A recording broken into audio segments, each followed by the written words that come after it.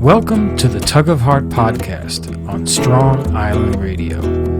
This is the place where we dig deep into the heart to rise in love. So let's join good friends Lori and Marianne as they discuss understanding and living from the heart.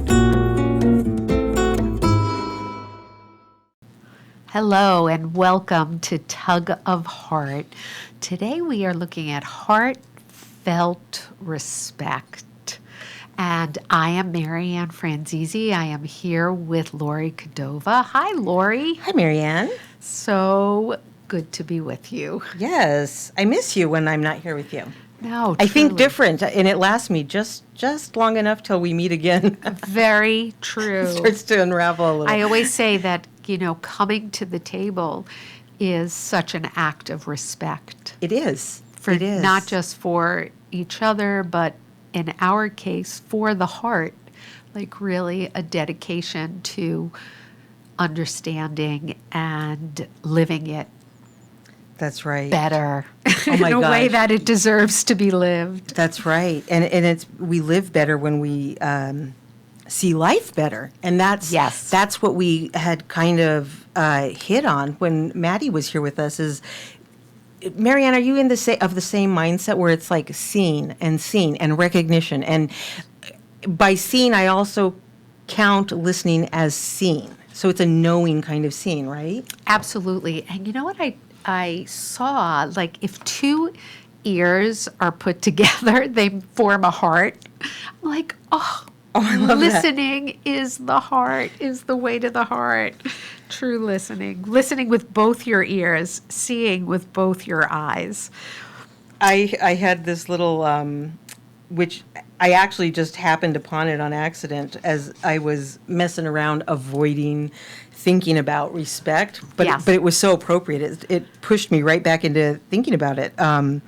For today, some guy was talking about don't be a hippo. I don't know what, and Like a hypocrite? well, hippo is like, it's an acronym for some kind of professional. Okay. But some guy was telling somebody else about not being in a hippo. And basically, I only caught the punchline, which was enough. That's all I needed anyways. Don't be a hippo is when you have that big mouth and tiny ears. And so I've been picturing myself like this an awful lot, where I'm like, because I can be a hippo. That's all there is to it. We want to talk less and listen more. Mm-hmm. And part of it is that it depends on the value you place on what you're listening to.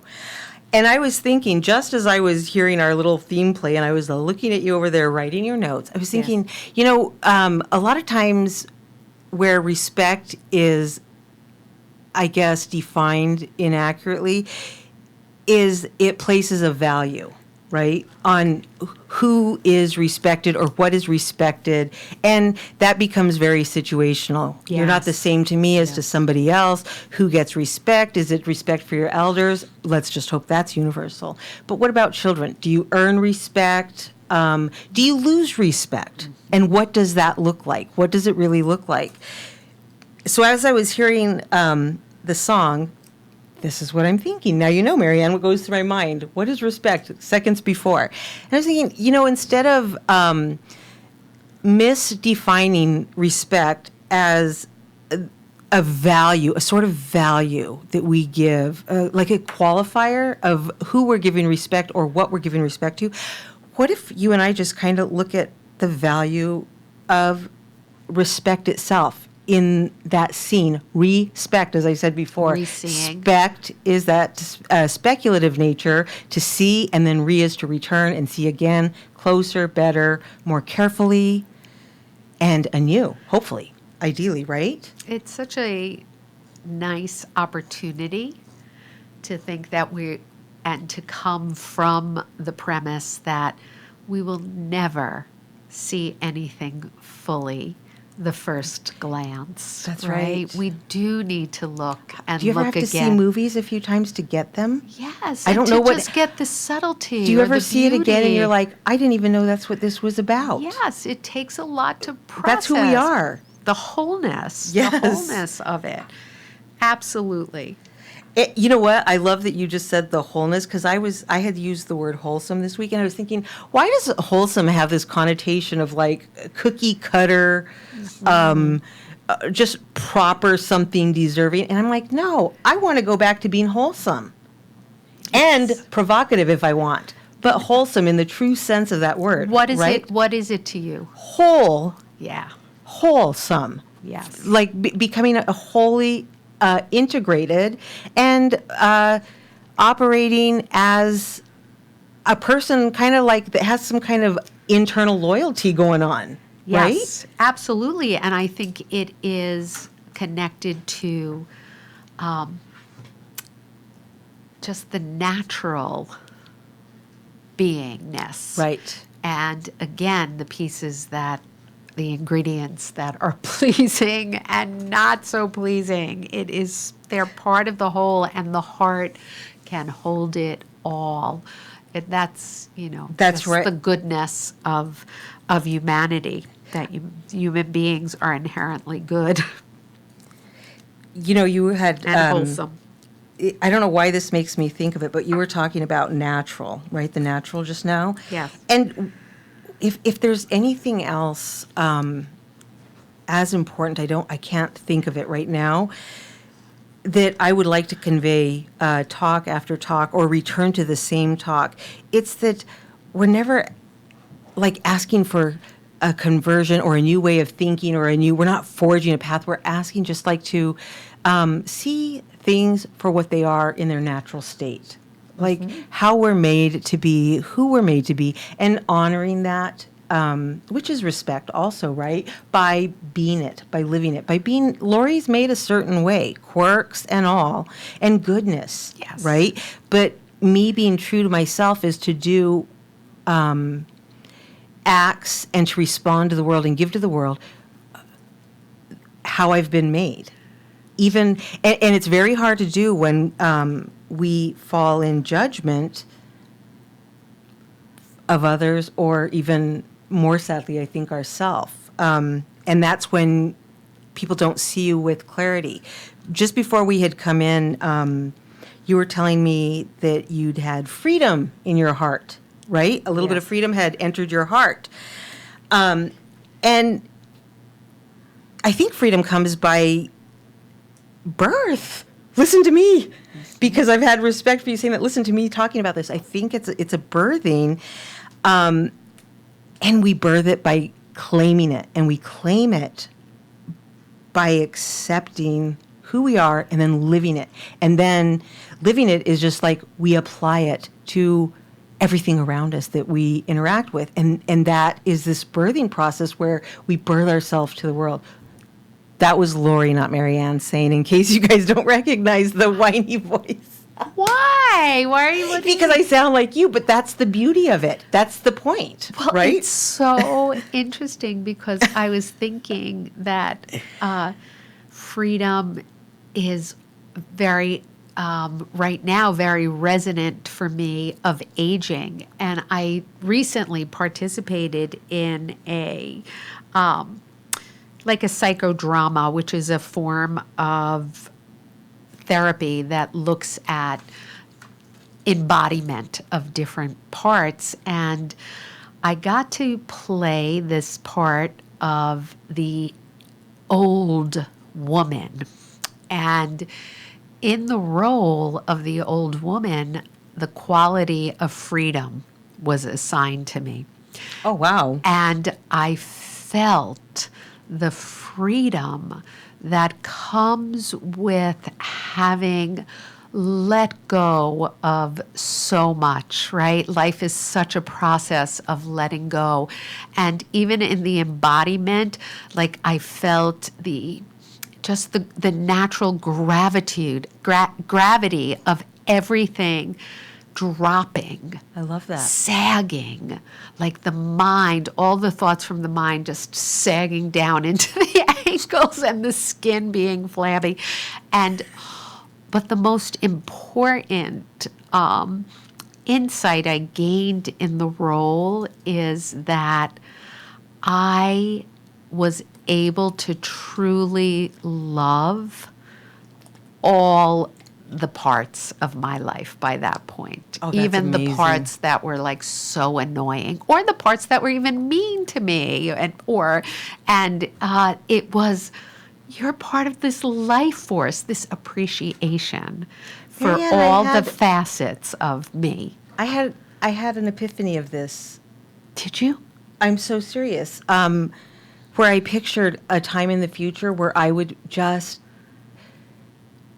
have gratitude for even the times of my life that cut in Yes. pain, and I would be. I can't. I'm like a little frozen right now because I can't believe it. It was yesterday or today. I want to say today, and it was like I could see myself like just accepting the most painful parts, specifically recently. Would a day come where I'm like, I've been human. I have been human. Yes, that future self is Where, like, holding I it did for it. us. I did it good. I did it well. It sucked, so I know I did it well. It Yes. was horrifying, so I did it well. Yes. Because what happens, the alternative to not doing it well would be to go kind of against our nature, and that's to somehow try to be protective of ourselves. Yes. And what happens is we build these Yes. protective mechanisms, and we build our own prisons. I see people all the time talking about freedom and, oh, we can do this, we can do that. And I think, like, I wonder how many of us see like this inside job. Like, we're looking over these walls we've built, judging the world about confining us, and we won't leave the walls to do something about it. And the walls are our own thoughts, our Yes. bias, Yes.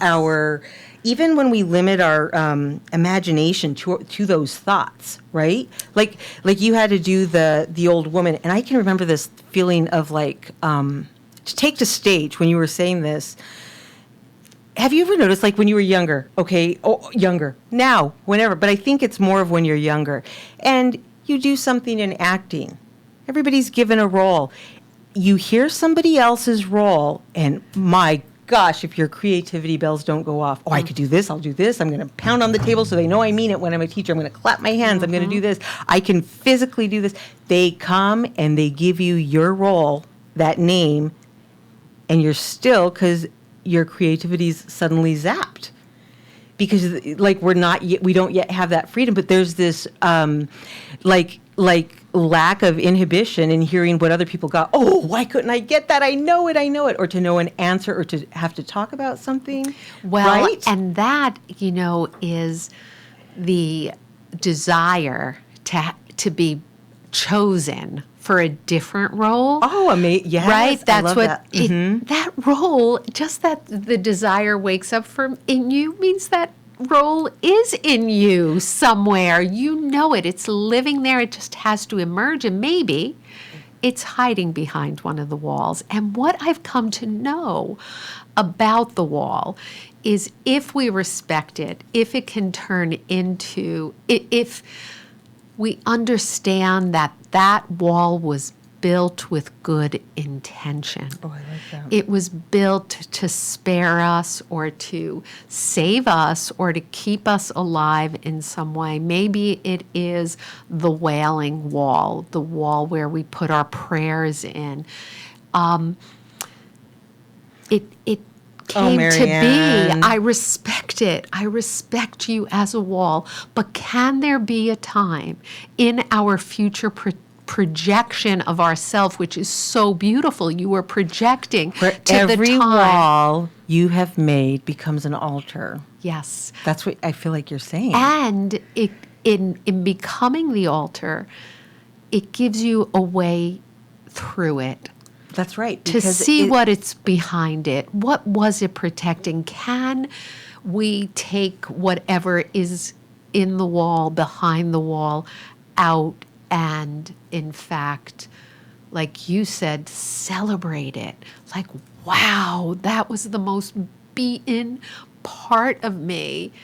And like, I made it to this point on the journey. I can have reverence for it. Yes. So, And I it's just think beautiful. the Wailing Wall, I want to do something with that, or I want you to. Somebody needs to.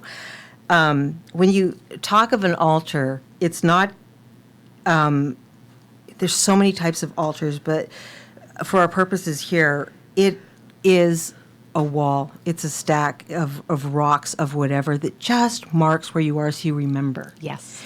So you remember that what you have come through, and so many times historically, I feel like altars mark so that we remember lest we return. You know, you and I have built a wall between us. The only thing that changes the wall into a Wailing Wall is talking over it, through it, beyond it. Right. Is being able to see past the wall. It's okay that we did it. It's already done. It's there. It Right. exists. But you work through it, and we don't need to shatter it. I mean, historically, you just kind of eat, and then you move on. But a wall turns to an altar with reconciliation, and that's what you were talking about. Well, and you too, with the with this wasp and mercy. the and the fig, where you have to reconcile what is in reality with what you wish it was. Yes. And Yes. where those two meet, and you have something that is consistent because they've met, and it's stable. Yes. And when you have stability and consistency, you do have freedom. That is freedom. I And would so a agree wall is with not that. confining, but it becomes fortifying, Yes. as opposed to just like a barrier. Right. Right. Can we transform it from a prison Anything to can an be made. altar? Anything can. Oh, a prison to an altar. Because Right, a anything, lock the away. moment that you change your perspective, you've changed the world. While everything exists the same as it always has. Right. And we find when we think the world's getting a whole lot better or a whole lot worse, something's changing in us usually. Right. And there's been times I see people just a little shadier. It's about me. It's about what's happening internally usually. Right. And they, again, the shadier parts are protecting them in some way from is their- something.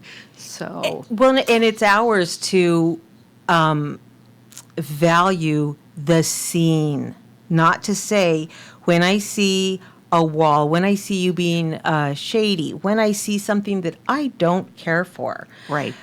Displeases me. What you do is you say, because we have that will, which is a choice. When I have to get kids to do something, I don't know if you've ever seen me, I go basic. They won't do their work, pick up your pencil. You have to be specific. And what you're doing is you're showing them, if I'm not in my heart, if your brain sends the message, your hand's going to do it. Yes. That's it. Yes, You're already your winning. brain has that. You've conquered Yes. the first wall. You have your Yep. first altar. I can send the message or a decision, and it happens. And that's the will. As soon as we learn that we actually control the will, we're on our way.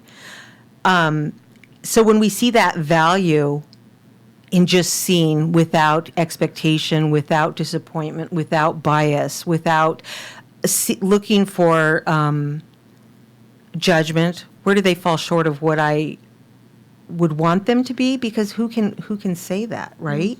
Then we are the ones, not the person who's falling short, and people fall way short, but we are the ones that have gotten between us and them, not them. Yes. They were just there. They were just there crying. They were just there in their shadow. Yep. But our judgment of the shadow got in the way, not the shadow.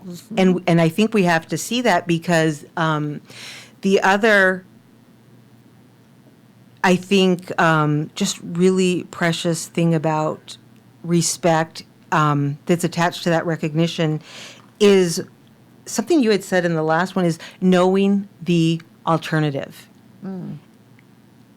Can you say anything about that? Like the alternative to being seen, what happens if you're not seen, or what happens if you're misseen?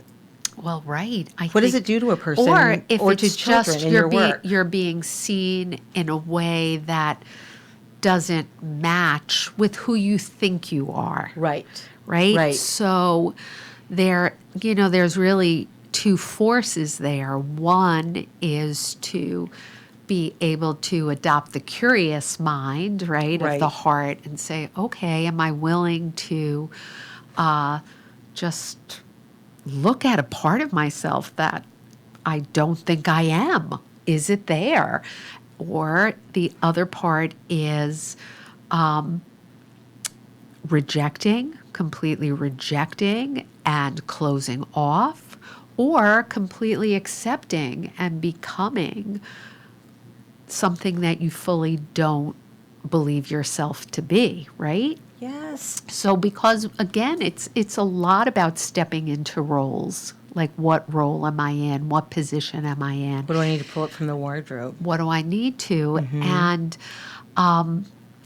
it's reminding me, like, right now, as you know, I am back to work and I am pretty much starting over. So I am in a very entry level position, right? Working in my field.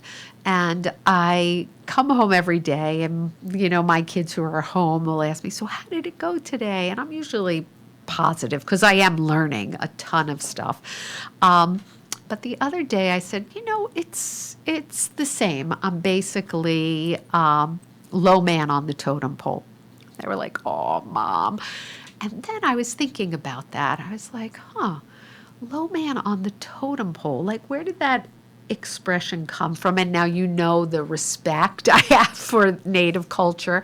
I'm like, I'm going to look that up. And so I go with my curiosity and I find out the origin of the expression, which actually came from the white settlers who read the totem poles as what is highest is best and what is lowest is the worst. But I come to discover that the carvings on the totem pole, the highest carvings are done by the youngest carvers, the younger men who don't have much experience. And the bottom piece is actually by the eldest, most wise and careful carver. And it is considered the most valuable because the lowest piece is what holds. It's got to be stable. Not only stable, but it's holding all the young that are on its shoulders. Mm-hmm. And that shifted everything. I was like, I was right to say, I am the low man on the totem pole. I am. Right. That switch that you can do with perspective. And it's both things. I am in an entry-level position with 30 years of experience, right? So I'm there. And I am in an entry-level position with 30 years of experience. I love that. And that just shifts everything for me. I like that because if you would just begrudge it and kind of press against it, I would have to wonder, which I don't because I have enough experience with you, but if somebody just really rejected that role, you'd have to wonder what experience they have as a leader. How have they been seeing this role? Mm-hmm. Vital? Not vital? Right. And so it shows everything that you think about people that have worked for you, who've worked with you. Yes. And I think when you have been fair and good, it should not be like a really tough thing to view that. Because right. if you're in the habit of seeing them as same, then you're same.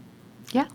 And yes. There's always feeling and there's always a whole lot of other things involved. But I had told you in one of our conversations about this, in thinking about your situation and stuff at work, that it's made me realize that I think we learn the most about ourselves when we're in a power position, a position of power and leadership, and when we are in a seemingly position with no power or less. And I Because, think those are the two yes. times you come to realize who you are. I think that's very true. And I think when you're in a position where there isn't a sense of outer power, then that does call upon this internal leadership.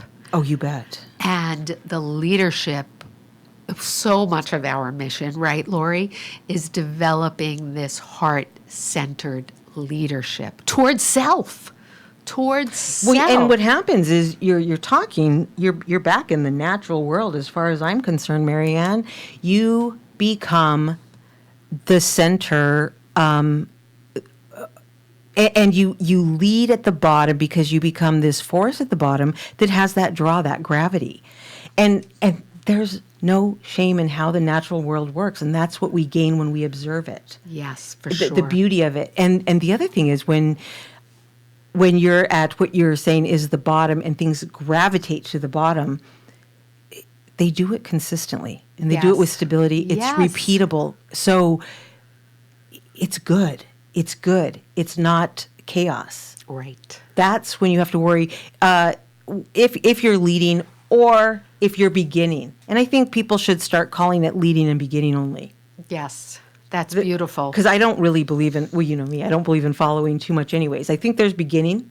Yes. You sort out details.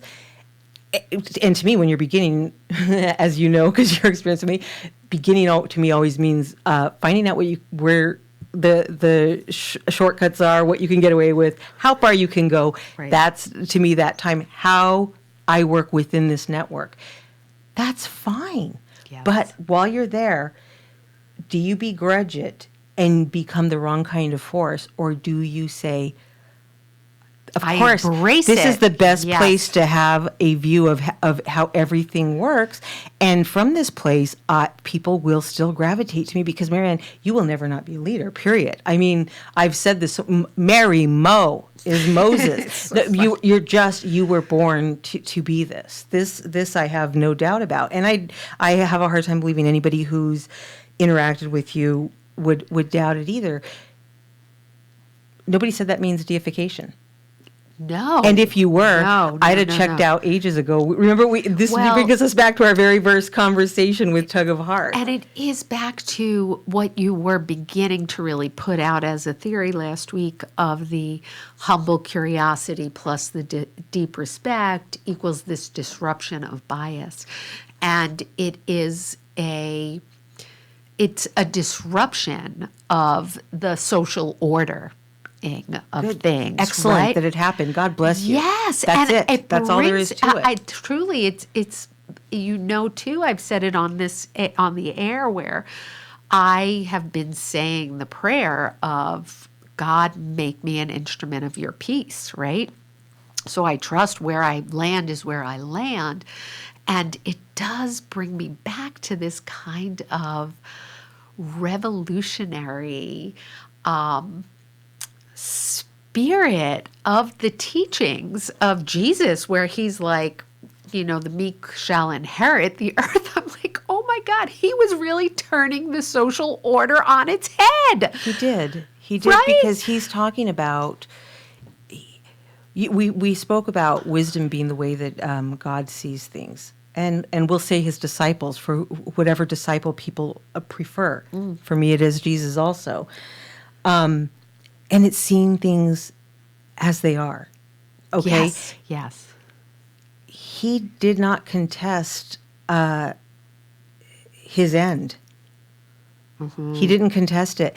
In fact, when he was on the cross, he says, forgive them for they know not what they do.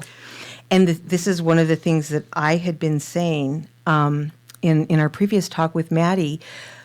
You don't flog people for not seeing, because you have respect for their true nature, which is to see. Part of their nature is also grappling with this magnitude within themselves and believing it and owning it and coming out from behind those walls to the freedom of the magnitude. I have said this so many times in life, I will never know. I hope after my last day here on earth, I can see the answer. If it's harder for us to believe how truly great we are made to be, or if it's harder for us to believe how truly small we are in the scheme of things. I go back and forth, but I think for some reason both are so hard. But that's when you're talking about Jesus, he respected us as we killed him, with enough respect to say they don't yet see. And it was forgivable. And I mean, if we can't do that, if people do not follow Jesus or God or whatever, but that a man said this, that a criminal then, a crazy criminal said this, is still noble. Well, and it you cannot also take that from him. It's noble, and it's speaking to the courage it takes to live He really saw what he saw when he heart-centered. paid the price. He still saw it. But that's it. The practice of mercy can be a dangerous practice. Well, it is. Marianne, to be you know how you qualify to be a martyr, right? You die for your cause. A little bit more behind that. Some people are saints, but not martyrs if they're holding a weapon. You're not pressing back against where you have landed, as you were saying. Right. So if I could be preaching the most beautiful gospel or the most beautiful argument against gospel, I do it with a weapon, I don't die a martyr. I was pressing back against something in the world and not seeing it because I was so convinced this was so important, what I held, that it should be seen. Yeah. So much so that I refused to see. There is mercy for even that person, but the thing is, you don't get to be a martyr unless you do it hands open and freely. Right. And it's an act of giving. And as all things, and that is our nature, is to give who we are. Well, in and the to context of discover religion that, and just in the right. natural context, which I see as the same, but no matter how you want to frame it, we don't get out of this truth, I think. Yes. No matter where you're coming from, any religion, any non-religion, any school of thought, it needs to, truth has to hold up. And this has endured. That we all ultimately are here to give who we are. Well, right, and that sense of we've also looked at the respect to see again what in fact we are here to truly do and offer. But that does take this process of truly being willing to take this honest journey into loving all the aspects of who we think we are and think we're not. It is a process, and I think a new level of respect emerges when we respect the process itself. Yes. And we show respect for the process by showing respect for whatever stage somebody is in. Yeah. And not saying, because what we do is we say, oh, I judge you for not being in line with your nature, blah, blah, blah. Well, where does that put me? I've just knocked myself out of alignment to condemn misalignment, but it's an act of learning, and there's a value in the trial and error. And there's how many times have we seen truth? Marianne, I've seen truth so hard that I know if I had a soul, I would pull off the side of the road and turn around. Yeah. And I've not done it. And I'm saying this like dramatically because it's the truth, and I drove on. And we all have. So that is not good, but it's working it out. What is wrong is when I see the next person doing it and I judge it. That now is a wrong. Well, rather one is than- mistaken, one is wrong. Yes. In my book, anyways. Well, and I guess because from the heart, it is all about building the compassion Yes. of a sense of understanding that can in fact exist, right? Yeah, it's like you say, a lot of what can seem dualistic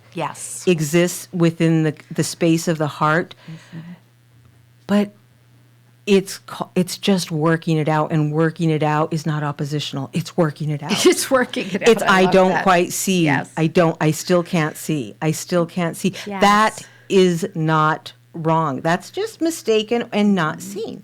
And I think that's the greatest act of respect. And that's by definition, when we respond appropriately to the value of something, we've given it respect. And I think it starts there a little bit before we even start looking at each other. And I think, like you had wisely said, I think when we can get this part down, the rest will just, we'll be bowing. Marianne, I bow to you. Yes, and to see I'm each able to other. do it now, and I'm so far from the mark myself. But I can confidently say, you live a little over half a century. That I certainly have. And there's a good chance. And There's a good chance something will soften with that gravity, no matter what. As a matter of does. fact, you find yourself showering, saying, "Make sure there's no new crevices to clean." I have definitely. On that note, respect the crevice, respect each other. Oh. We're here on Strong Island. Marianne, thank you. Thank you, I Lori, love this always. season, and thank you for just taking me with you. And like really all these talks truly give my heart a break. Yes, I feel Even that as you too. make my heart want to burst, I've been in respite for a while. Yes. I've done some good hard mourning, and I'm still in it. But